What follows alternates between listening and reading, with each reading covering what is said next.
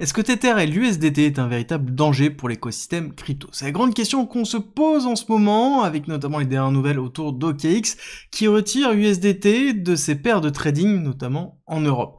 Je vais vous expliquer les implications, comment vous protéger par rapport à ça, et si oui ou non il y a une véritable menace, et jusqu'où ça pourrait entraîner dans le mal. Les cryptos, vous allez voir que il y a plein de choses à voir, et que ce n'est pas tout nouveau, c'est quelque chose qui date d'il y a longtemps, il y a beaucoup de choses fausses, beaucoup de choses vraies, et il faut arriver à faire le tri dans les deux, et je vais vous donner mon avis sur la situation. Bonjour, c'est Cryptolyse, et si mon contenu vous plaît, c'est simple, il suffit pour me soutenir de liker, partager et vous abonner si c'est pas déjà fait.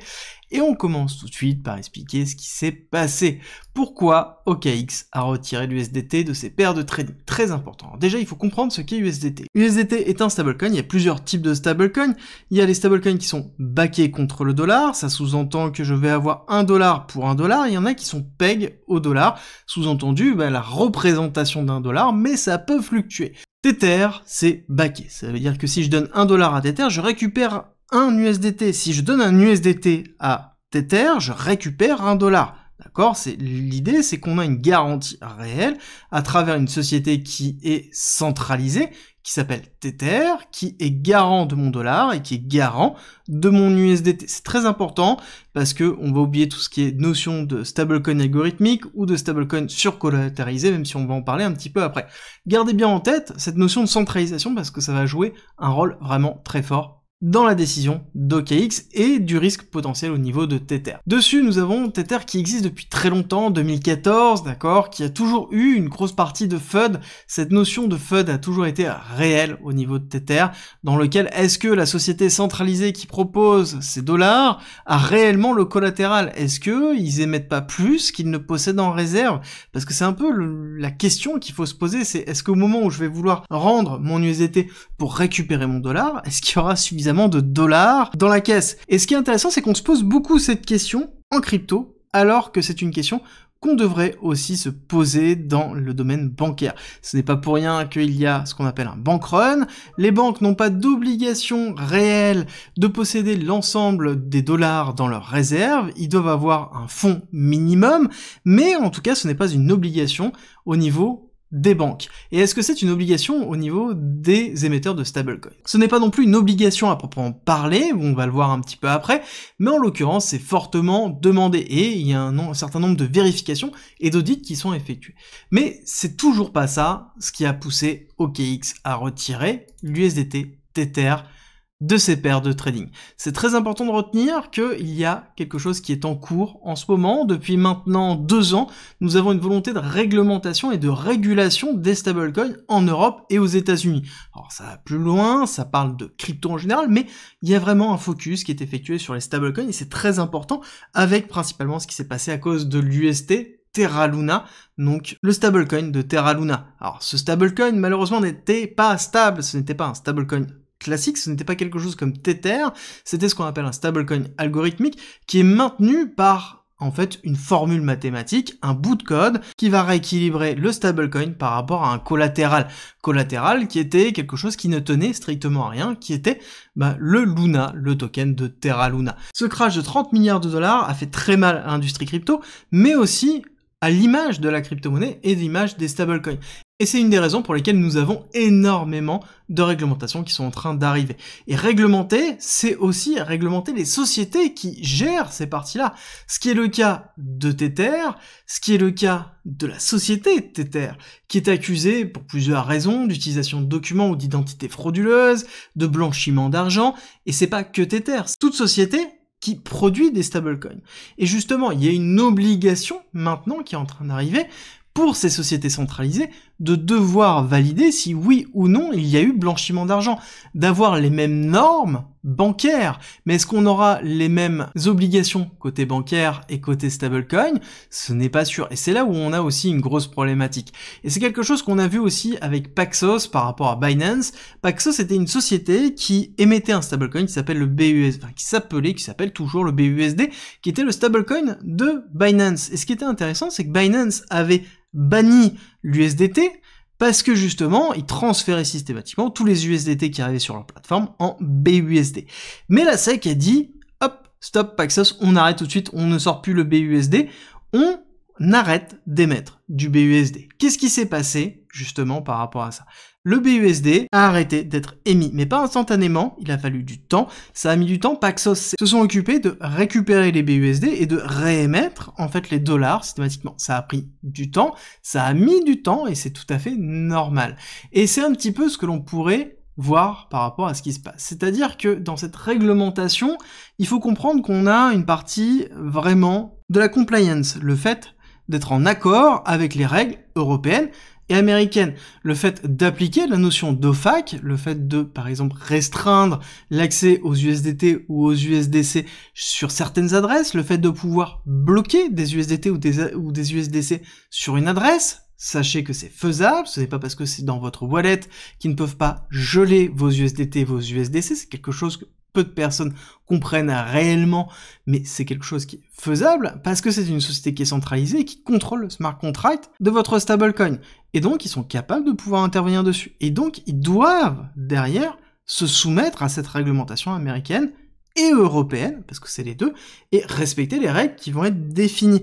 Et pour aller plus loin, les règles, elles sont compliquées dans certains cas, notamment dans la loi anti-blanchiment d'argent, où il faut assurer la traçabilité. Et donc, quels sont les moyens réels que peut avoir, par exemple, Tether pour pouvoir le faire?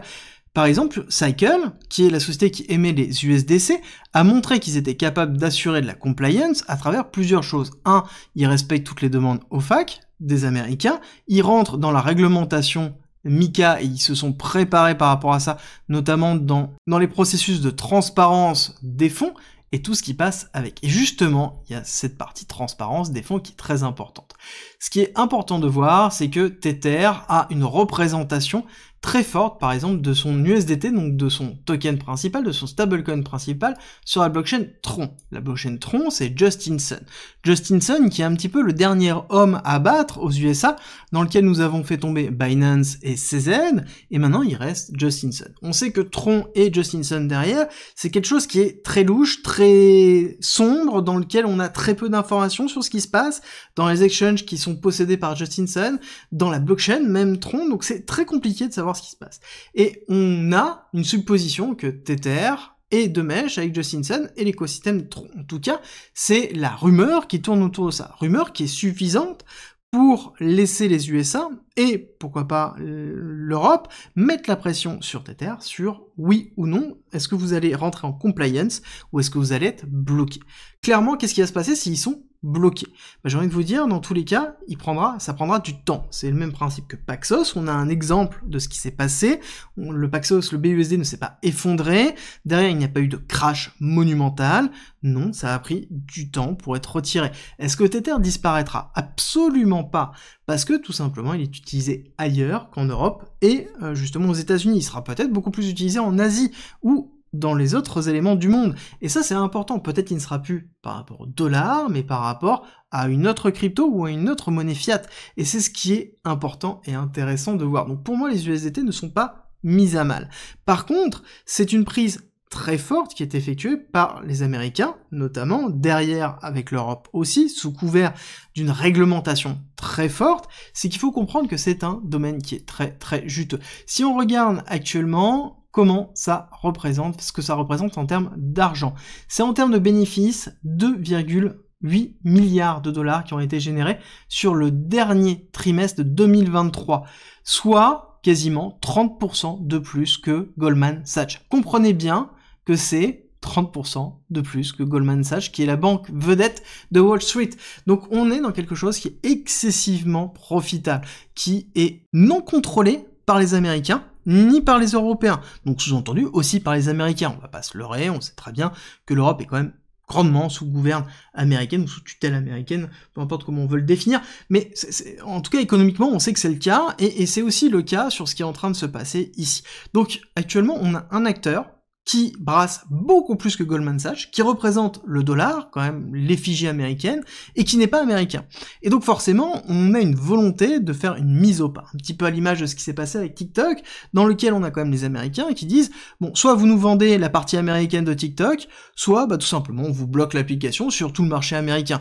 Voilà, c'est pas du bras de fer, c'est tout simplement la méthode américaine. On est un bourrin, et on y va comme un bourrin, un point c'est tout. Et ça marche, en l'occurrence, Alors, du coup, TikTok n'a pas cédé encore pour l'instant, on n'a pas eu ces nouvelles-là, mais on voit que ça fonctionne. Et concrètement, qu'est-ce qui se passerait comme problématique si jamais, en effet, Tether s'effondrait? Pourquoi il s'effondrait? Déjà, il s'effondrait si jamais Tether n'avait pas les réserves qu'elle possédait, d'accord? Et là-dessus, c'est intéressant de voir plusieurs choses. C'est que, au niveau de la structuration de ces réserves, dans lequel on n'a en effet pas le détail exact comme on pourrait l'avoir sur Cycle, on a un détail qui est beaucoup plus nébuleux et brumeux, mais on sait que on a 84%, 85% en fait de cash et de bonds. En fait, c'est tout simplement des US bills, hein, d'accord? Donc c'est des bons au trésor américain sur généralement 1 mois, 3 mois, 6 mois maximum, dans lequel ils vont sortir 3, 4, 5% de rendement, et c'est quelque chose qui peut tourner assez vite. Donc là-dessus, il y a assez peu de probabilité d'avoir cette notion de manque de liquidité pour pouvoir faire de la rédemption, pour pouvoir en fait tout simplement avoir un bank run. Donc on est très loin de ça. Mais admettons, on a un crash sur les bons au trésor américain dans lequel ils ne peuvent pas vendre les bons au trésor américain, ils sont obligés d'attendre la fin du bon au trésor américain, donc la fin de rédemption, pour pouvoir récupérer leur argent avec le ticket de bénéfice. Est-ce que c'est suffisant pour entraîner un crash? J'ai envie de vous dire non, encore une fois, pour plusieurs raisons. C'est que, comme je vous l'ai dit, c'est excessivement rentable. D'accord? Je vous rappelle que nous avons ici quelque chose qui produit 2,8 milliards de dollars de bénéfices par trimestre. D'accord? Sur une capitalisation qui est conséquente, mais inférieure en tout cas, quand on fait la proportion entre le bénéfice versus la capitalisation, on voit qu'on est sur quelque chose qui est infiniment plus grand en termes de rentabilité. Donc, même s'il manquait de l'argent, la capacité à générer du cash actuellement est tellement importante qu'ils ont certainement des réserves qui sont bien supérieures. Là, actuellement, ils disent 3,3 milliards de dollars excédentaires, mais je pense qu'on est bien supérieur. On était en août 2023, je pense qu'on ne doit pas être loin des 10 milliards maintenant.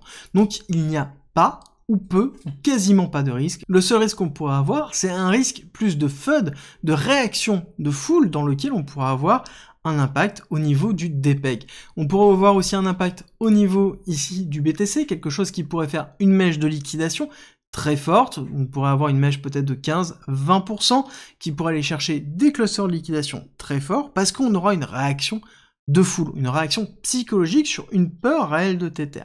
Est-ce que derrière on peut avoir des impacts? Oui, on peut avoir des impacts si on réagit sur le moment tout de suite. C'est-à-dire que si Tether et USDT se dépèguent par rapport à l'USDC, on arrive par exemple à 80%, donc c'est-à-dire que quand je vais avoir 1000 USDT à transformer en USDC, à ce moment-là je vais récupérer que 800. Donc oui, je vais en perdre, et c'est parce que je réagis sur le moment. Et idéalement, il faut se préparer à ça, avoir une partie en USDT, une partie en USDC, pourquoi pas une partie en DAI? DAI dans lequel on a Maker qui est derrière, qui est un DAO. Alors oui, c'est un peu la même chose, on a un petit peu de BTC, on a aussi beaucoup de bons trésors américains. Bon, on a une forme de couverture qui se met en place, mais on a plusieurs stablecoins qui sont rentrés. Et surtout, ne pas surréagir par rapport à ce qui se passera. Parce qu'il est important de comprendre que fondamentalement, le risque est très faible. Et le risque maximum que vous pouvez avoir, c'est si jamais Tether n'a pas suffisamment de fonds pour rembourser la totalité des USDT qui sont disponibles et émis sur le marché, et même si on arrivait à ça, je peux vous assurer qu'en vendant la totalité des actifs de Tether, on serait en capacité de pouvoir rembourser la totalité. Et encore une fois, si jamais vous voulez vous couvrir, à ce moment-là, répartissez vos stablecoins dans différents stablecoins pour être déjà couverts en amont. N'attendez pas le dernier moment pour pouvoir vous préparer. Et si jamais il y a une problématique comme ça, personnellement, j'aurais plus tendance à me couvrir avec du Bitcoin plutôt qu'un autre stablecoin. Et il ne faut pas oublier que la notion de réglementation, qui est la question qui est en train de se poser, est quelque chose qui reviendra régulièrement sur le tapis. Tant que les lois ne seront pas écrites et stabilisées, et c'est la grosse problématique de la crypto actuellement, la grosse zone d'ombre que l'on peut avoir, cette incertitude qui pèse comme une épée de Damoclès sur l'ensemble du monde de la crypto, que ce soit à travers la SEC, que ce soit à travers la réglementation des stablecoins, que ce soit à travers MiCA et notamment la loi anti-blanchiment d'argent, ou même tout simplement l'imposition dans les sociétés qui utilisent de la crypto. Ce sont des zones d'ombre dans lesquelles on a besoin d'avoir une stabilisation et on a besoin d'avoir quelque chose qui va clarifier tout ça. Donc c'est quelque chose qui est positif d'arriver dans de la réglementation, ça veut dire que ça va stabiliser, ça va légitimer aussi l'ensemble des cryptos et l'utilisation des stablecoins. Et donc pour moi c'est une très bonne chose, Oui, il y aura peut-être des opportunités d'arbitrage. Oui, il faut être préparé, mais ça c'est comme d'habitude, surtout en crypto, on est habitué à ce sentiment-là. Et si vous êtes intéressé de savoir comment moi je gère ce type de risque-là, comment je gère mon back, comment je gère mes stablecoins et comment j'optimise et comment je suis capable de pouvoir profiter de ces opportunités d'arbitrage, c'est dans le groupe privé qui est en description et en commentaire. Et si jamais cette vidéo vous a plu, likez, partagez et abonnez-vous si ce n'est pas déjà fait. Et on se retrouve très vite pour une nouvelle vidéo.